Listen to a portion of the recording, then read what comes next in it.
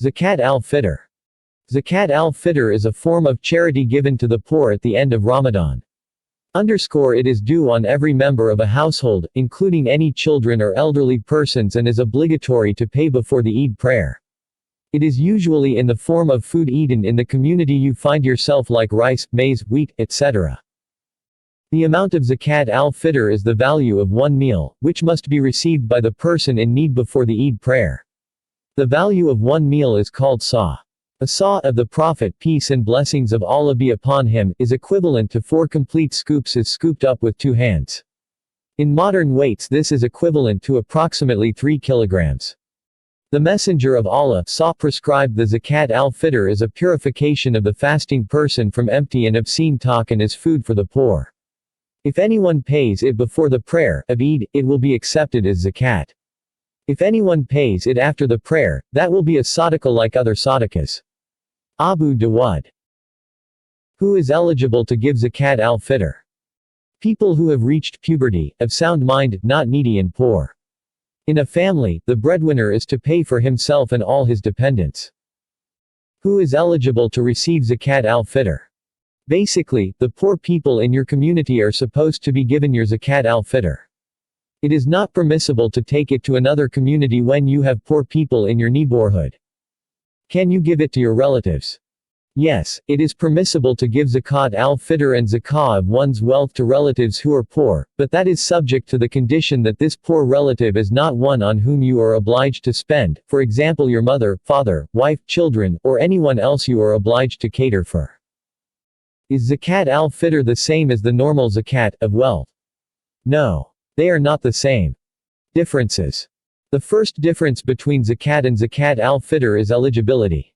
All Muslims must pay Zakat al-Fitr regardless of their age or financial status, unless they honestly do not have the means to do so.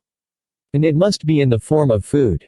But the zakat of wealth is only obligatory upon those Muslims who have the minimum amount of wealth required, which could be in the form of money, gold, silver, livestock, etc.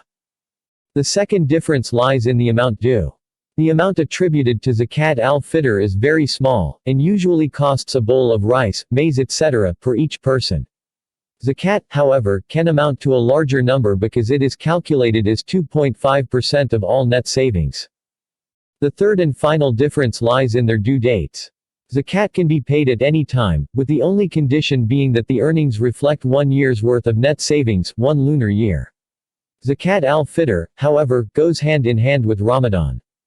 Zakat al-Fitr is paid during Ramadan before the month ends.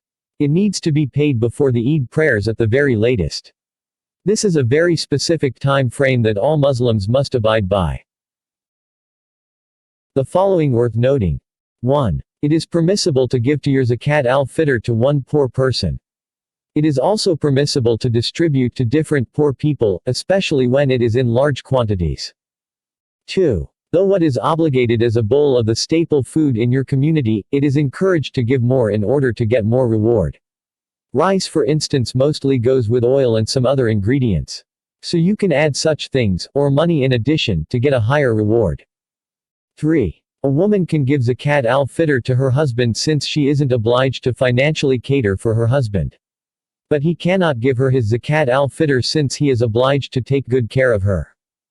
4. One who receives enough of the Zakat al-Fitr can also remove from what he has received and give to a poor person's as his Zakat al-Fitr. 5. It can be given a day or two to the end of Ramadan. But giving it on the morning of Eid, before the Eid prayer, is preferred. 6. It is obligatory on every Muslim, young, old, male, female, slave, free, etc.